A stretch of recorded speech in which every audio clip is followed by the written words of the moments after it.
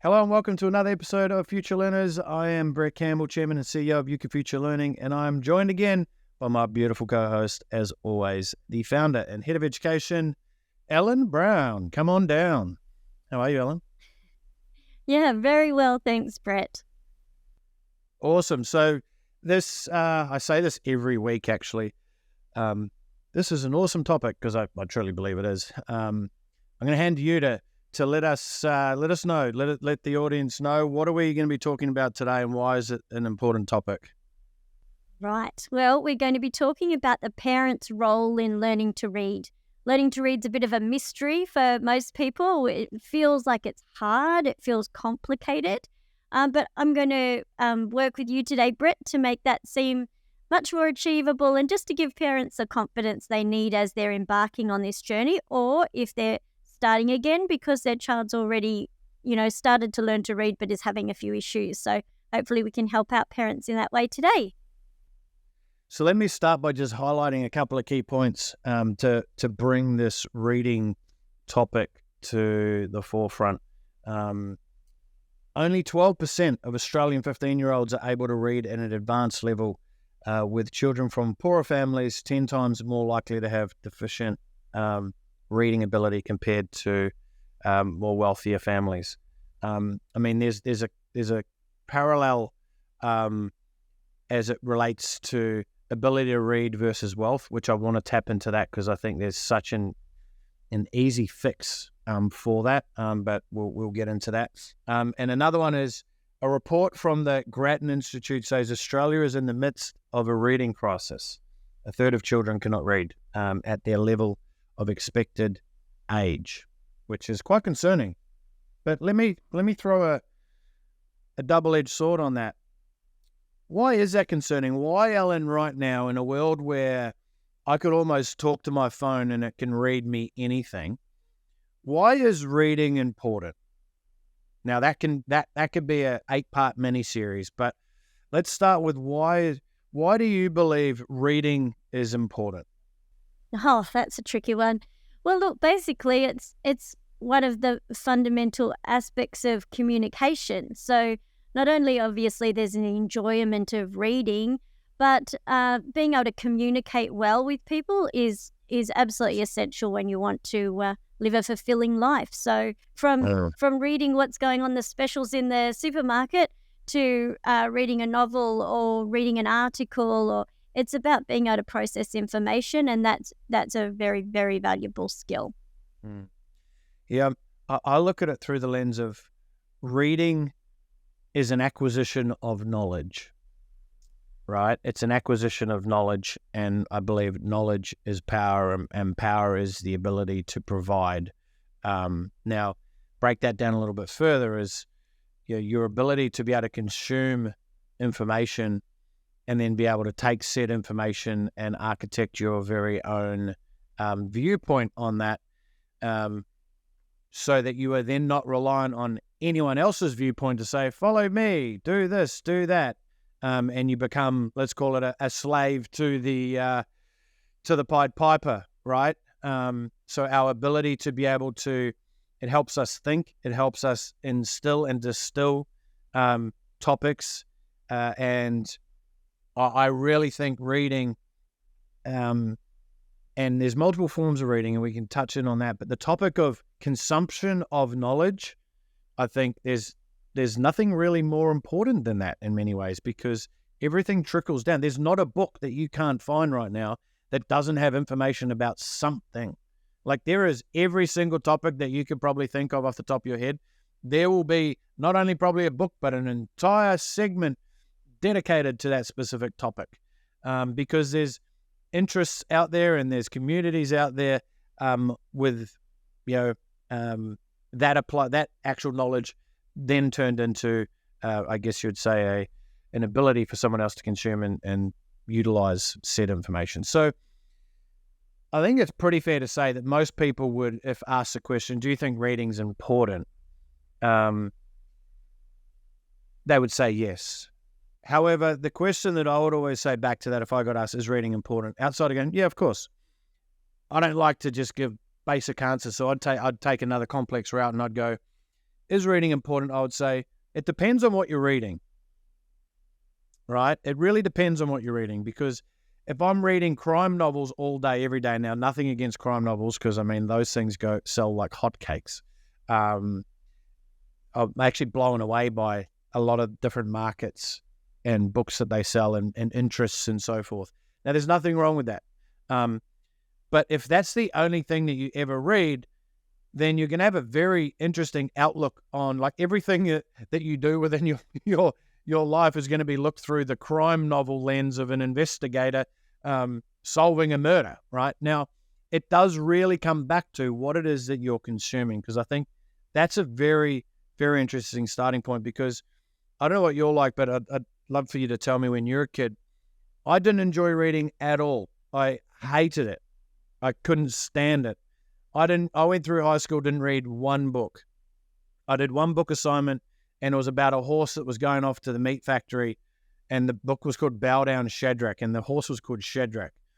And I know it because it imprinted in my head of going, what is this thing about, right? And that was the only book that I skimmed across because I had to put an assignment through. All I did was read the back of the book and read the title page, and I just made assumptions for the rest of it. Some of the feedback was, this isn't even in the book. I'm like, oh, goodness, okay.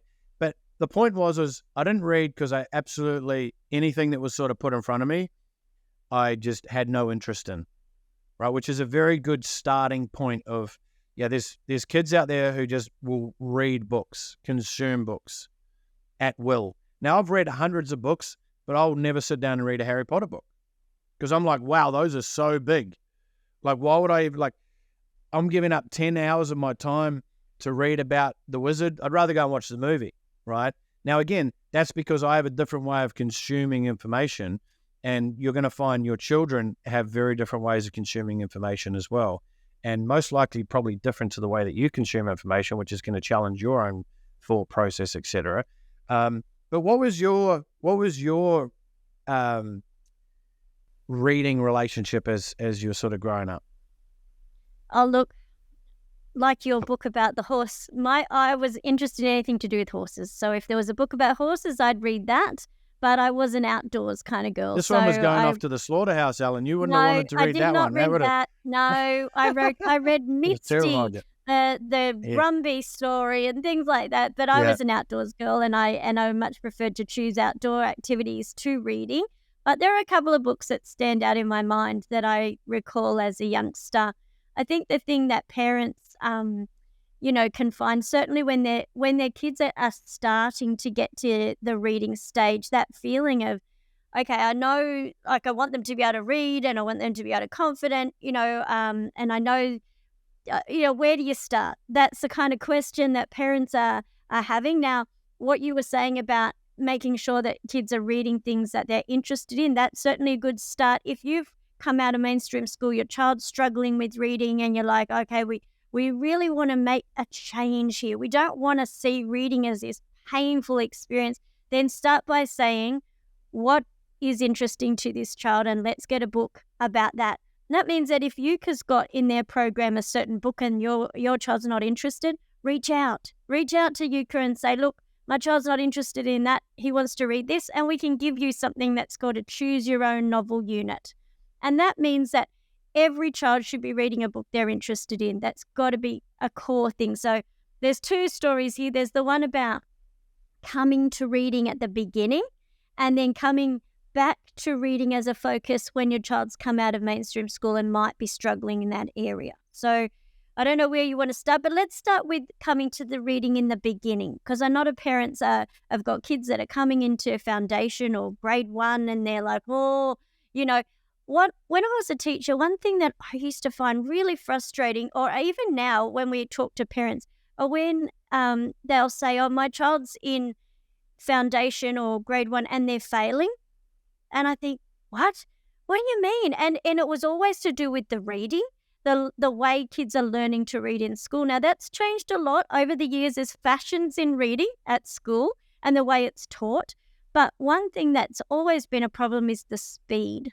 The speed that mainstream school will often go with learning sounds and learning sight words, And if your child's missed a week, they were sick with a cold, all of a sudden there's 5 very important sight words, or 10 even. And I'm not even joking when I say often in mainstream school they'll be given 10 new words to learn each week, the sight words to learn each week. That's probably where the biggest problem comes from in the start. But if we go right back to the beginning, and I bet you're finding this with Ayla, you know, they're taught ABC. And that is a totally confusing concept when it comes to learning to read, because the name of the sound is different to his sound. I remember always going, you know, Mr. B or whatever. But if you look at B and your child's learnt that's B, and then you say, okay, let's sound out ball. Well, you can't sound that out with that B sound. So when you're right at the beginning and your child's, you know, just coming into foundation and they've learned ABC, and that's great, that's their name, but what do they say? And so really when you're learning to read, the first step of the process is learning those sounds. So when I was going through school, phonics was not something that kids were taught so much. We were taught some sounds, but it was all about immersion. Like if you read books enough to children, they'll just automatically learn. And that's actually not the case. And they've found that out now. We've gone full circle. But, you know, you need to learn those single sounds. And the big tip for parents on that is slow it down. Give the kids confidence. Make games out of the sounds. Find them on signs and things like that. And your child will probably already know A, B, C, D because they learn that from little. So then say, oh, that's his name. What does he sound like? So choose a couple of them. Maybe the ones in their own name, or maybe ones that can go together to form small words. Like if you learnt B, at, and T, you know that you could put them together to make a sound. So it's all about starting with those sounds when you're starting to read. That's an important one. Yeah, you mentioned Ayla. And this sort of is the pre actually even getting in reading. So I would in class, what we do is reading right now. Again, Ayla's 3, but she now can actually sit through a handful of books through the very end. I used to get to a point where, you know, I'm reading parts of it when I'm making up the words because I'm just reading what I think off the picture so she can connect with the picture. But now she's like, no, read the words. Like she knows that I'm making up the words. So there's the connection to it. But there's lots of things that you can do before you're expecting your child to even sit down and read. And to your point is, we would probably play at least half an hour a day. I'd be playing I Spy with her, right? And we'll be doing that generally. And this is a really cool thing that I like to do because I'd say I've got quite a busy life and I've got lots of responsibilities like we all do. But, yeah, you might be going, where can I, I mean, I work for the majority of the day and night and and morning but I also have that time where I've carved out to spend with my family and Ayla especially in her development. And, you know, we habit stack, meaning, so we'll have a spa every day, circa 5 p.m. just before she has dinner. And in the spa, we will be playing I Spy, we'll be playing letters, we'll be learning and having fun whilst we're doing it, right? Sets and reps, repetition. And any parent can do the sets and reps. You just have to want to do the sets and reps, and you just have to want to do it because you know the input and output of that is going to create an outcome where your child is already equipped with, she knows at least 6 different things for every single letter in the alphabet, right? Now, I'm not saying this to try and go, oh, my daughter's so amazing, although I think she absolutely is. It's just because we've put in so much time and effort. Anytime we're in the car, let's play I Spy, let's play, and it's an opportunity just to embed. So that when we get to the point where she wants to potentially read books, or she may not, we'll be making sure that we're putting the right books in front of her. One of our previous episodes, we spoke about a child called Noah, right? And his mother brought him out of school into homeschooling and realized that his reading level was, very, very low compared to where it, I guess you would say the standard level would be. And just by finding a topic of what he really liked to read, he became a voracious reader, right? Just eating, going through every book they could get on the specific topic that he was interested in. And that's a beautiful place to start. Whether your child is 4, 5, 6, 10, 18 years old, or you're 35, 45 years old and you're like, I'm not much of a reader. It's just because you haven't found something that has captured you yet. You know, when I said I went through high school and didn't read a book, and I had a relationship where I was like, oh, I hate books.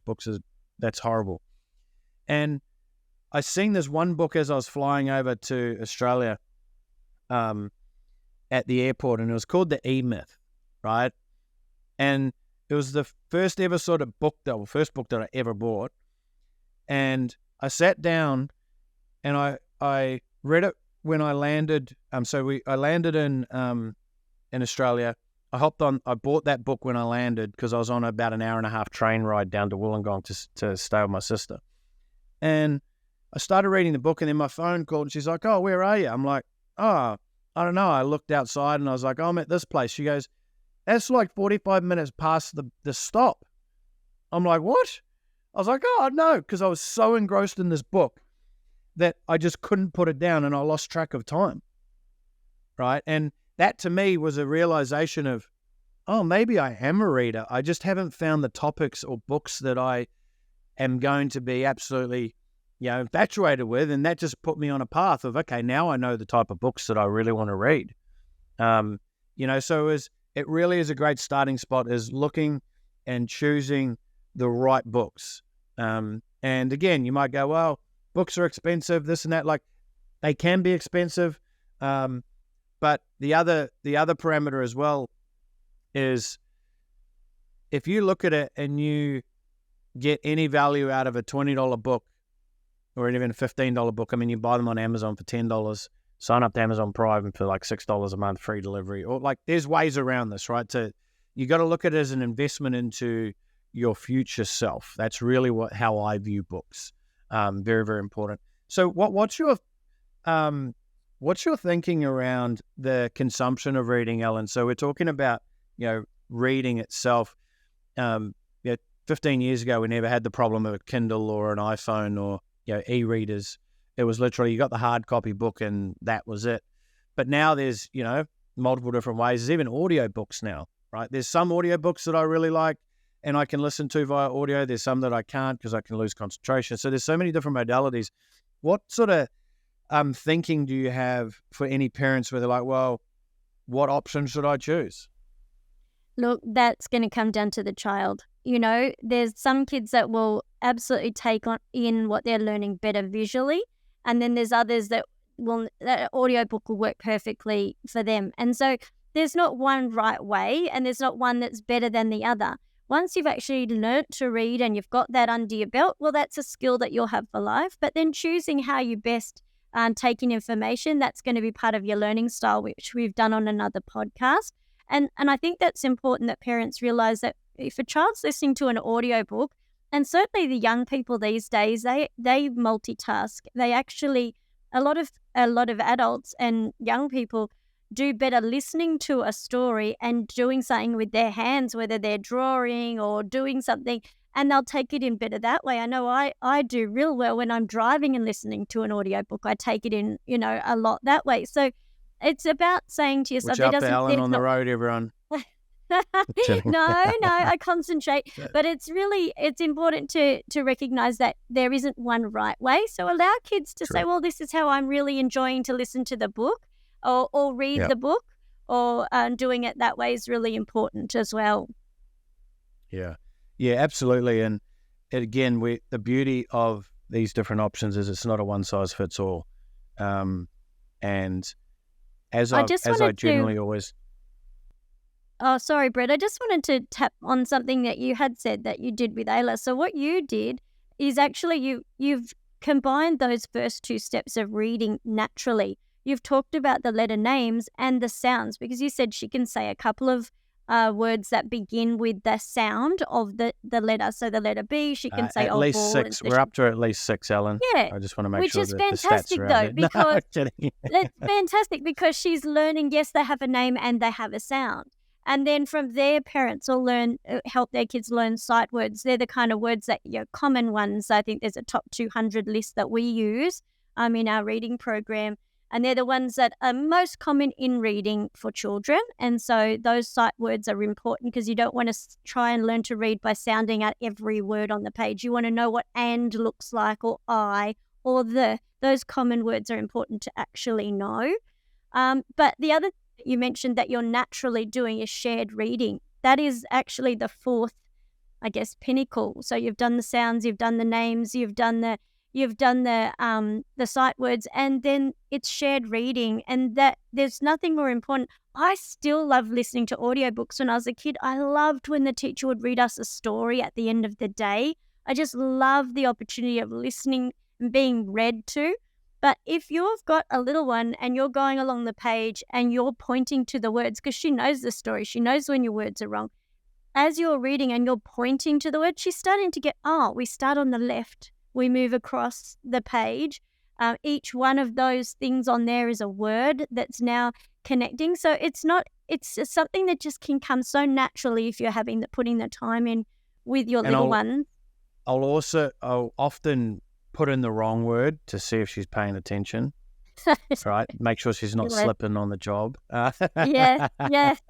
No, absolutely. So, and it's hilarious because they'll pull you up. She'll go, no, that's not a daddy, or I'll go, B for, I spy a mile away something beginning with B. And so she'll say that. So it'll be her turn. And I'll say a word that doesn't start with B on purpose, a word that I know she knows. And I'm like, trees. And she's like, no, it starts with B, but, perfect, so you've got to, and again, and I share this because I am very intentional with the learning and development because I understand the time and effort and energy that we could put in at this early age, the leapfrogging advantage that it will give them when they are older. Because again, let's think about it. If you're a child and you're in school and everyone else is reading and you're not, it's going to be hard for that child to, one, feel like they're part of the group. They're like, oh, maybe I'm not.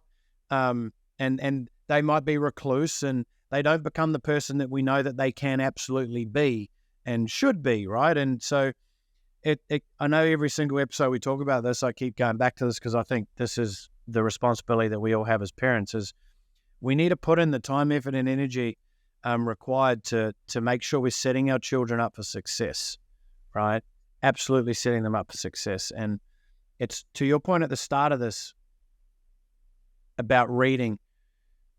Reading then helps you with the ability to expand your vocabulary, which puts you into another realm of education and knowledge and understanding. And when you're communicating and let's say you're listening to someone and they say a word that you don't really know, you're like, oh, they know something I don't know.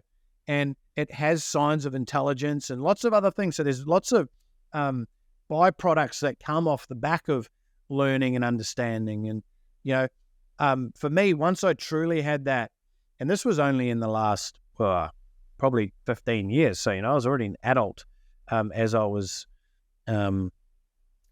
embarking on this sort of newfound infatuation of words and meanings. And I'd literally listen to complex podcasts just because I knew that I'm going to have to stop the podcast probably 20 times and go, what's that word? I've never heard that word before. And then to your point, when you said they have to learn 10 words a week, I'm like, goodness, in the early days you can have a bit more consumption, but there's no way I could do 10. Well, that's not true. I don't have a desire to have to learn 10 new words right now, but it's hard to learn words because then you might learn and go, okay, what does that word mean? And you've got the definition. And then next week you're like, oh, I forgot what that word was again because you haven't been able to apply it or use it. So it's that ability of whenever I learn a new word, I'm going to look for every opportunity that I possibly can to infuse that word into it. Yeah. It was hilarious. Sometimes I'd be trying to learn complex words and I'd find I think I could slip the word in here. And it just didn't fit. It was like every other word was sort of real plain English. And then I'm like, bang, with this really sophisticated word that is like, you could tell I just learnt it and I'm trying to use it. Hey, that's part of the learning journey, right? Yeah. And look, I can't help, I have to mention, one of the things that I love about what we do is that when we finish with spelling, which usually finishes about grade 6 or grade 7, mainstream school, what we do then is switch straight over to vocabulary. So right up to year 10, our kids are learning 10 new words that are words that just bring your communication to a new level, because instead of just saying something's big, you've got all these other words that you can use to describe something. So it's raising the level of your communication, and that's obviously important. One thing I did want to say is, there does come a time where your child may have come out of mainstream school, you've started homeschooling, you might have reached out to Euka and said, look, can I have a lower level of English? Can we go right back to the beginning? All those kinds of things, which we obviously can do. But there are some children who have difficulty because they may have dyslexia. So that's a reality. It's got nothing to do with your IQ, and it doesn't affect the fact that they're brilliant at other things, but they're having trouble with the decoding experiences, and you may need support. So, I think as a parent, understanding that does happen. Some kids do have dyslexia, and people say, what's the best way of doing that? Well, having an expert help you and a tutor to help work with you, even as a parent, so you know how best to work with your child. That's important. And to get a diagnosis of dyslexia would be something like visiting a GP who'll put you onto a psychologist.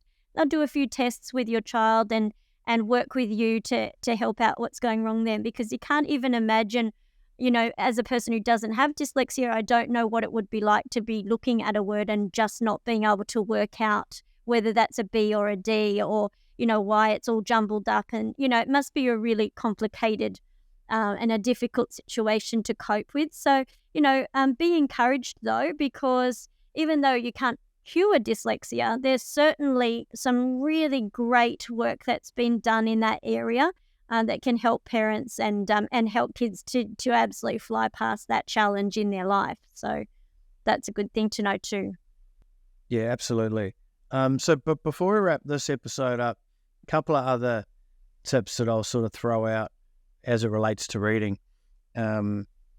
is if you pick up a book, or your child picks up a book, and you give it half a dozen pages, right? Give it half a dozen pages. My words of encouragement would be read the back of the book, right? Again, this depends on the type of book too. If you're some sort of story or novel, that's a different situation, because it's the longevity of the story that you're looking for. But give the book a little bit of a red hot go. Give it 10 pages, and if you don't like it, don't read it. Don't force yourself. So for too many years, I would buy books, and because I bought it, I put this pressure on myself that, well, I've got to read the entire thing. It was like when we'd go to the movie store, and this is Video Easy, Blockbuster back in those days, where you'd have a weekly hire or an overnight hire that you go and buy your movie from, and I'd get to choose one weekly and one overnight, and I'd buy the weekly, and generally the weekly movies were like C grade at best. And I'd start watching, and I'm like, oh my goodness, this is the worst movie ever. But I watched its entirety because I felt like I had to do it just to get the value of what we spent to watch it, right? Which, is absolutely not what I would deem as a great exercise, because I had to put myself through pain and watching it, and then being frustrated that I selected the wrong movie and da-da-da-da. But same thing with a book, and this was something for myself, and again, as parents, you can check in on your own belief around this, but if we're creating beliefs and ways of operating where it's like, I got this book, you're going to read the entire thing, then we're going to create a bad relationship with reading. What we're trying to do is we want to try and create good relationships with reading. It's just like food. If someone really doesn't like their food, do not force them to eat the food. You're creating a bad relationship with food, which leads to multiple different other situations that can end, not so great. Same thing with anything. You force someone to do something they truly don't like when there are other options to pursue. Put it down, get another book. Maybe it's just a bad book. I've got hundreds of books, literally hundreds, and probably about 700-800 books on my phone and Kindle, and I haven't even read a quarter of them, right? But that's okay, because I'll read a little bit to go, okay, yeah, this book isn't worth my 6, 7, 8 hours that I'm going to put into it. One last story I'll share with you, Alan, because you get to see these every day when we're on the video. If you're on YouTube, you'll be able to see it.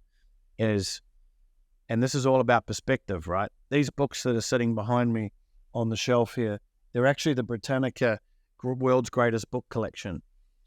As a kid, I'd walk past this every single day and the encyclopedia cabinet, and I was just like, what are those books? And I'd open them, like, oh my God, the writing's so little. There's like 700 pages for each book. And I was like, who's Socrates? Who's Montaigne? Who's, XYZ? Name the world's greatest philosophers now.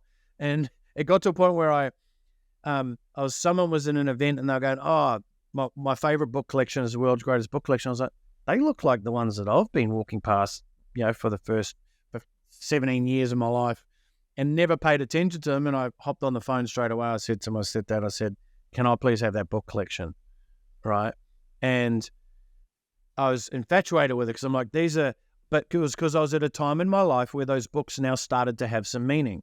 And that is going to happen for all of your children and yourself. You're going to go through interests. You're going to go through progressions in life where a book about XYZ is perfect and it's exactly what you need. Maybe 50 Shades of Grey is the book that you need to read right now because of the time in your life where you're at. And maybe it's not, right? But the point there is find the passion for reading by sharing and setting your children up for success by letting them know that, hey, reading is just a mechanism to an outcome of XYZ. This is the opportunity and what could lay in front of you if you embark on the skill of reading, because that's all it is. It's a skill of reading. Pursue this and it can help open up these doors. Paint the picture where reading becomes a mechanism where someone wants to do it.